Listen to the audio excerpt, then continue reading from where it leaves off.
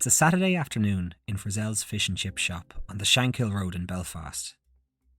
The area was crowded with mostly women and children, with many queuing up to get some food. Shortly after 1 p.m, 2 men walked into the shop dressed in white coats, posing as delivery men. In one of the man's hands was a £5 bomb with an 11-second timer.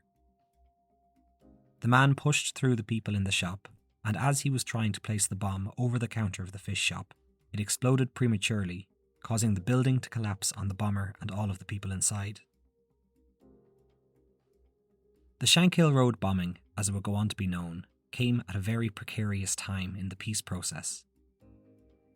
And this attack, and what ensued in the following 7 days, threatened to derail the entire process. This is the Troubles Podcast, a podcast which explores the violence and bloodshed that occurred in Northern Ireland, the Republic of Ireland, and Great Britain, as multiple sides and organisations waged a bloody conflict over the status of Northern Ireland. By the early 90s in Northern Ireland, the tide was turning when it came to paramilitaries. For the first time since the beginning of the Troubles, Loyalist paramilitaries were responsible for more civilian deaths than Republicans. The paramilitary group I'll be talking about in this episode is the Ulster Defence Association, who went under the cover name the Ulster Freedom Fighters, or UFF. In West Belfast, the man leading the UFF was Johnny Mad Dog Adair. Johnny Adair was born in 1963 in Belfast. He's another individual who will get his own episode eventually, but he joined the UDA in his late teens and quickly rose up the ranks. Adair's emergence as a military commander coincided with a surge in loyalist activity at the time. The Provisional IRA targeted him a number of times, but were unsuccessful in their attempts to kill him. There was a concern amongst loyalists at the time that they were about to be sold out by the politicians in power, and that power would be ceded to the nationalists. The loyalists were afraid that there was a nationalist conspiracy that would lead to a united Ireland. They based this fear on a number of things, including the failed Anglo-Irish Agreement which occurred back in 1985. But more recently, SDLP politician John Hume had been filmed meeting with Gerry Adams, who was the president of the political party Sinn Féin at the time. Adams continues to maintain that he has never been a part of the IRA, but at the time he was perceived to have had close ties with them. In response to this, loyalist groups began putting out statements that increased in their severity. They then began to say that their intention was mass murder. As the UDA in Belfast significantly grew in size, a West Belfast battalion was formed. This battalion was then split into 3 different companies, based on the estates and areas the members operated out of. There was A Company, B Company, and C Company. C Company was composed of members living in and around Shankill Road, and their headquarters was above Frizzell's fish and chip shop, which was a busy takeaway on the Shankill Road. The Inner Council of the UDA and West Belfast Brigade met there regularly on Saturdays. It was also the office of the Loyalist Prisoners Association, which was an association which gave out money to the families of Loyalist prisoners, and Saturday was the day that the money was given out. So in the morning of October 23rd, it was quite busy. But unbeknownst to the people upstairs in Frizzell's, the IRA was also watching. They had their eyes on this location for some time because they wanted to get Adair, and on Saturday morning he was spotted going into the building, so they put their plan in motion to try and take him out. It was lunchtime on the Shankill Road, on a busy Saturday, and the street was full of people. 2 provisional IRA men, Thomas Begley and Sean Kelly, walked into Frizzell's fish and chip shop. They were dressed up as delivery men, wearing white coats. A 3rd IRA man waited outside in a stolen car, ready for the men to make their getaway. Sean Kelly waited at the door as Begley pushed his way through the crowd toward the counter of the takeaway. In his hand was a bomb that was rigged with an 11-second timer. According to the IRA, this was their plan. Begley would force everyone out of the takeaway at gunpoint and then arm the bomb, which was designed to explode upwards and into the room where the Loyalist meeting was taking place. But what actually transpired was quite different. As Begley held the bomb over the counter of the fish shop, it exploded in his hand, causing complete and utter devastation. The entire building collapsed in on itself into a pile of rubble, dropping scores of people underneath. Eamon Ferguson was a paramedic at the scene and said, quote, "We arrived at the scene of total carnage. There were bodies lying on the floor, and we had a body lying in front of the ambulance as well." Graham Harrison was 13 at the time of the bombing, and he was on his way to watch a football match with his father. As he approached a zebra crossing beside Frizzell's, the bomb went off. Graham took the full force of the explosion. Here's Graham talking about that moment. I was scary. I didn't know where I was going to die. I just remember the smell of smoke, the ringing in my ears, the taste of blood. And I remember getting into the ambulance,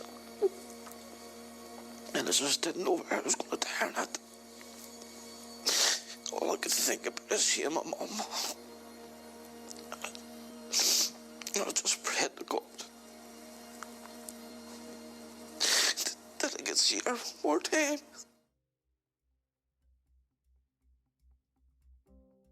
Begley was killed in the blast along with 9 other individuals, 2 of them children.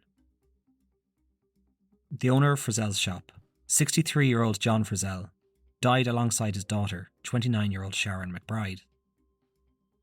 John died as he was being dug free by the paramedics.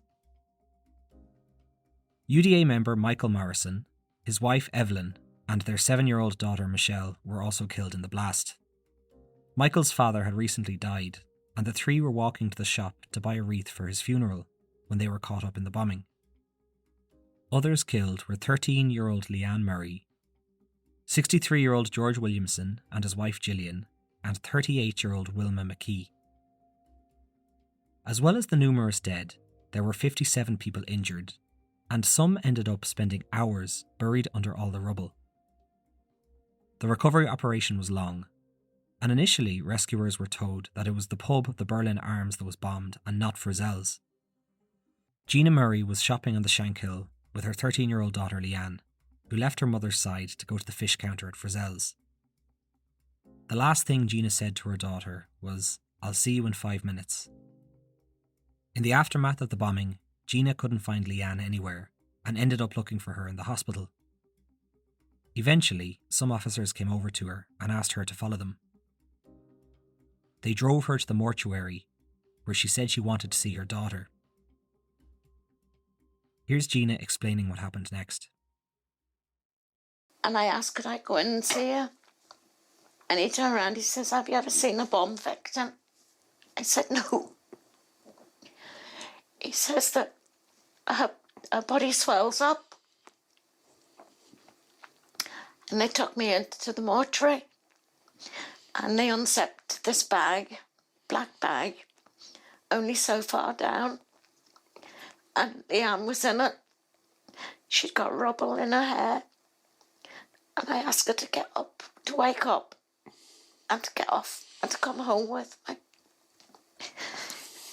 Because she wouldn't like her hair being in that state.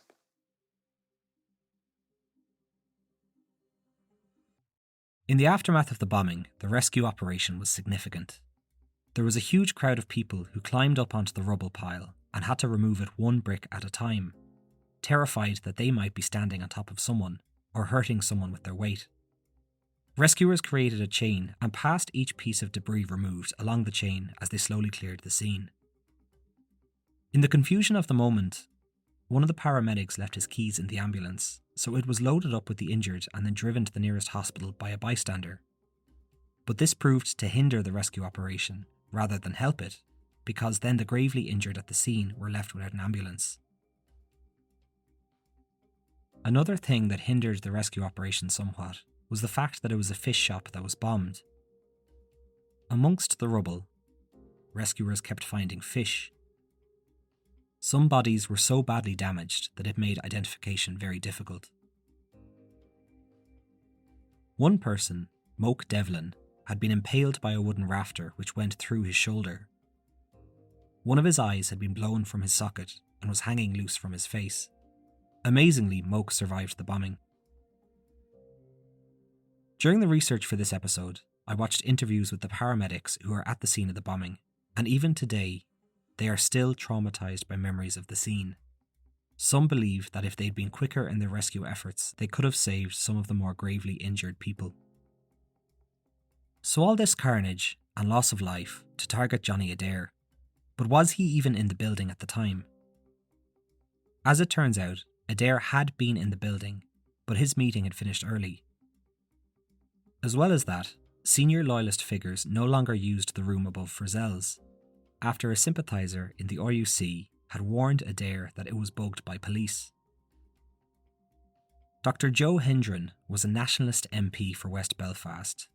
He visited the scene of the bombing the following morning and was greeted with an angry crowd, demanding that he bring Sinn Féin to Shankill to let them see the damage that had been done. Is something preventing you from reaching your goals or interfering with your happiness? If so, check out this episode's sponsor, BetterHelp. BetterHelp can assess your needs and match you with a licensed therapist. It isn't a crisis line or a self-help line. With BetterHelp, you can connect with licensed counsellors who specialise in a range of issues, including depression, stress, and anxiety. You can send a message to your counsellor anytime and schedule weekly phone and video sessions, all from the comfort of your own home. It's also more affordable than traditional offline counselling and offers much more options. Start living a happier life today. As a Troubles podcast listener, you'll get 10% off your first month by visiting betterhelp.com/troubles. Again, that's BetterHelp, HELP.com/troubles. The RUC released a report into the bombing that explained that there was no seat to the explosion, which meant that the bomb had never been put on the ground, meaning it exploded in Begley's hand. The other bomber, Sean Kelly, was seriously injured in the blast. He tried to flee the scene, but his injuries were too severe. Gina Murray recalls seeing Kelly injured on the street, calling out to her for help. Kelly then travelled to the hospital in an ambulance alongside other victims of the attack. Local staff in the hospital were concerned that family members of the victims would realise that Kelly was being treated in the same hospital as their loved ones, and they were afraid that some form of mob justice might be carried out on Kelly, but it didn't transpire in the end. In the wake of the bombing, the IRA made the following statement, quote, "The IRA today targeted a regular meeting of UFF activists of the Shankill Road UDA headquarters. 8 hours after the operation, not all our volunteers are accounted for. We can only conclude at this stage that those volunteers are amongst those who were tragically and unintentionally killed by a premature detonation of this device. We regret all innocent deaths and understand the grief felt by those loved ones of all those who died today."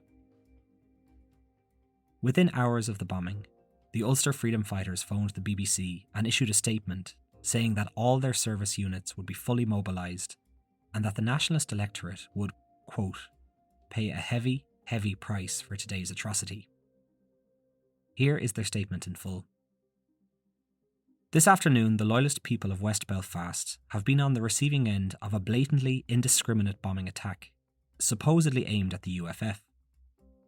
The number of women and children killed and injured is still unclear, but lends a lie to the false claims. As from 1800 hours tonight, that's 6 o'clock on Saturday of the day of the bomb, all brigade area active service units of the UFF across Ulster will be fully mobilised. John Hume, Gerry Adams and the nationalist electorate will pay a heavy, heavy price for today's atrocity, which was signed, sealed and delivered by the cutting edge of the pan-nationalist front. And finally, to the perpetrators of today's atrocity, we say this: there will be no hiding place. Time is on our side. And to Hume, John Hume, the leader of SDLP, in conversation with Gerry Adams at that time, is this part of your peace process? The pan-nationalist front being referred to here was between John Hume, Gerry Adams and the Irish Taoiseach.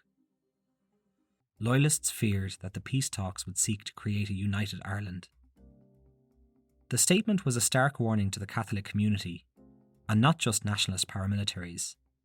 But it wasn't just loyalist paramilitaries who were enraged. I came across another quote during research for this episode that spoke of the anger of the civilians on the Shankill Road. Quote, "Anyone on the Shankill Road that day, from a Boy Scout to a granny, if you'd given them a gun, they would have gone out and retaliated." Retaliatory attacks were swift. Just a few hours after the bombing, a hoax food delivery was called into a Chinese takeaway to an address in a loyalist area of Belfast. The delivery driver, Martin Moran, was a Catholic, and upon arriving to deliver the food, he was shot in the head and died on October 25th. 5 weeks earlier, Martin had just become a father. His wife, Lorraine, spoke of raising their daughter, Amanda. Quote, "I was terrified bringing my daughter up because I was so worried that anything would happen to her. I wouldn't even let her go to sleepovers when she was growing up. That maybe sounds a bit stupid, but you have that fear in you. A split second and your life can be destroyed." On the day Martin died, 72-year-old Sean Fox was the next person killed by loyalists. He was shot in the head multiple times at his home. Then, one day later, two young brothers, 22-year-old Gerard Kearns and 18-year-old Rory Kearns, were at home watching television when they were shot dead by loyalist gunmen. Their 11-year-old sister recalls the gunmen fleeing the scene and thought it was a Halloween joke and the men were in fancy dress. That same day, James Cameron and Mark Rogers were shot dead at the council depot they worked in after it was sprayed with gunfire. 5 others were injured in that attack. The largest revenge attack happened 1 week after the bombing, on October 30th. This attack was carefully planned by the UDA, who chose the village of Greysteel as their next target. Security around Belfast had been beefed up significantly in the wake of the Shankill Road bombing, so loyalists decided to stage an attack outside of the city instead. It was a Saturday evening when 3 loyalist gunmen walked into a pub frequented by Catholics. They were dressed in blue boiler suits and wearing balaclavas. Many people in the pub believed it to be a Halloween prank. One of the gunmen, Stephen Irwin, shouted, "Trick or treat," before opening fire and shooting indiscriminately into the crowd, killing 8 civilians, 6 of which were Catholic and 2 Protestant. This was a very dark few days for the people of Northern Ireland. When there had been a glimmer of hope with the peace talks, many believed that Northern Ireland was once again thrown into the brink of all-out war. Remember, this is the 90s, and the Troubles had been raging for nearly 30 years at this point. People from all parts of the divide wanted it to end. John Hume attended the funeral of those killed in Greysteel, and here's his wife explaining what happened there. Greysteel, probably because it was a culmination of so many horrors. At the burial, John just broke down. We were all breaking down, but to see a man, a very strong man, breaking down. And I remember then a girl coming up to him and saying, "John, the peace talks have to go on. We talked about you last night around, I think it was our father's funeral, and we said it's the one hope for the future, that the peace talks must go on." So over the space of 7 days in October 1993, at least 24 people were dead as a result of paramilitary violence. One individual in a BBC documentary about the bombing explained that it was important for loyalists to match the body count of those killed in Frizzels. Such was the nature of the statistical war that was the Troubles. These killings put an immense amount of pressure on the vital peace talks that were ongoing at the time. For the talks to be successful, they needed to have all parties involved, political and paramilitary. But such was the disgust of the IRA's actions, many believed that this was simply impossible. Here's the idea of talking with the IRA being discussed in the British House of Parliament in November 1993. If the implication from the honourable gentleman's remarks are that we should sit down and talk with Mr Adams and the Provisional IRA, I can only say to the honourable gentleman that would turn my stomach over and that of most people in this House, and we will not do it. Evelyn, her husband Michael, and their daughter Michelle were all buried on the same day. Their funeral was broadcast in the media, with the video showing 3 hearses driving side by side, followed by thousands of supporters. Meanwhile, less than a mile away, the bomber Thomas Begley was also being buried with full paramilitary honours. One day before the funeral, an incensed British soldier had driven by Begley's home and shot at a number of mourners who were standing outside. He injured a number of people, and it is believed that he was targeting the Republican activist Eddie Copeland. Copeland survived, and the soldier was sentenced to 10 years for attempted murder. During Begley's funeral, Gerry Adams himself helped to carry the coffin. On a BBC documentary about the Shankill bombing, commentator Brian Rowan explained to Stephen Nolan that Adams simply had to carry the coffin.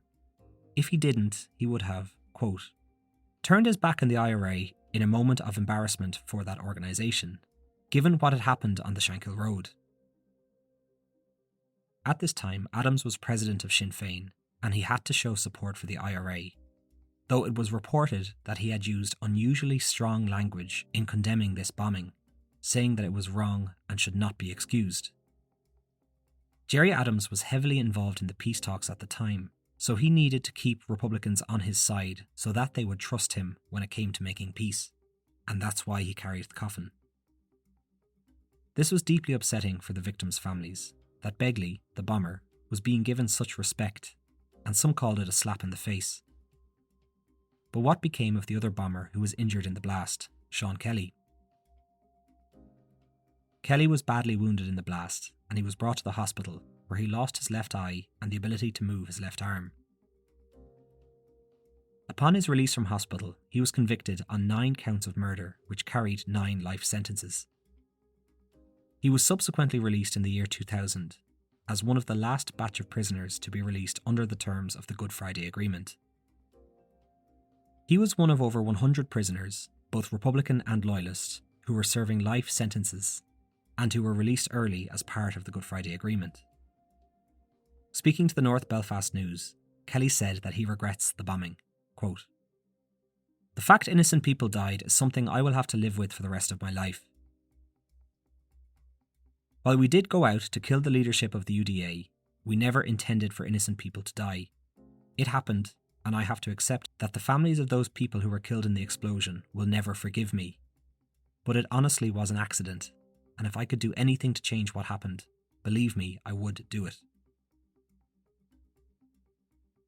Kelly's release from prison ignited rare collusion between loyalist groups, the UVF and the UFF, who were usually not on good terms with each other, and there was a fear that Kelly wouldn't live long outside of prison. But by the time he was released in the year 2000, most of the violence had died down. As of 2020, Kelly was working in a supermarket in Belfast. Like most incidents that happened during the Troubles, there have been allegations of collusion in the case of the Shankill Road bombing. It was reported back in 2016 that the IRA commander who ordered the bombing was working as an informant, passing information on to the security services and going by the cover name AA. At least 2 sources I came across mentioned the theory that this agent deliberately jarked the bomb, which meant that it would explode prematurely and cause maximum civilian casualties.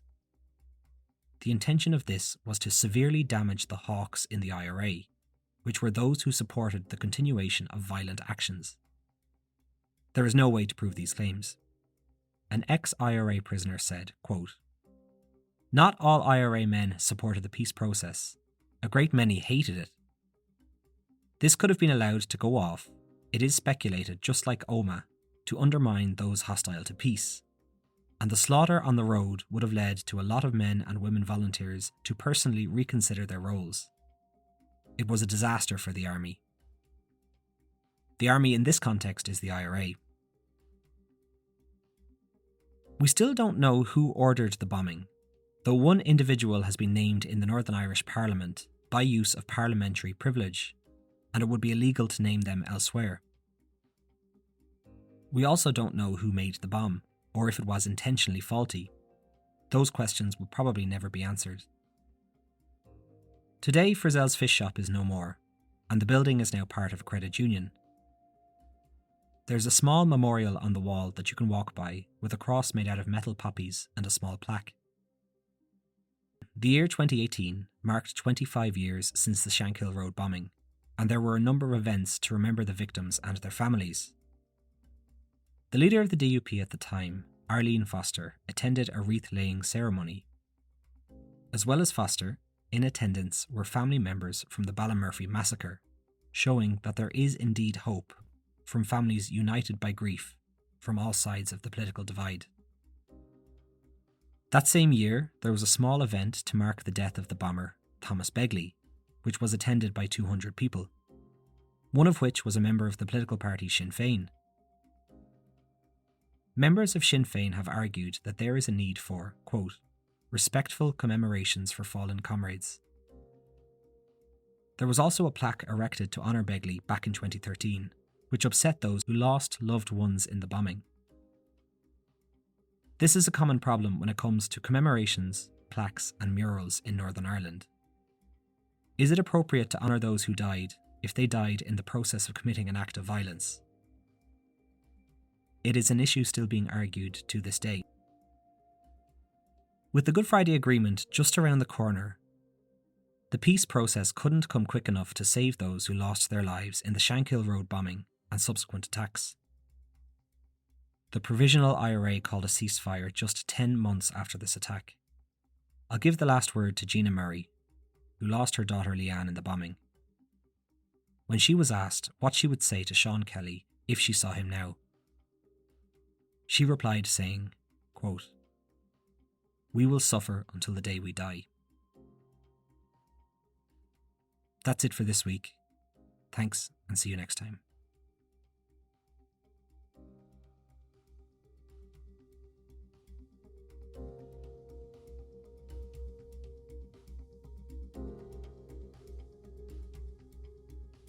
The Patreon is a great way to show your support. I release the episodes there early, and I also put out a companion video with each episode. On Patreon, the episodes are also completely ad-free, and you can listen on your own personal RSS feed on your podcast player. I'll also be posting there the full show notes for every episode. You can support the podcast over at patreon.com/The Troubles Podcast. Alternatively, if you'd like to support the podcast in a once-off fashion, you can do that over at buymeacoffee.com/The Troubles Podcast. You can also support the podcast by leaving reviews or simply telling your friends. It all helps.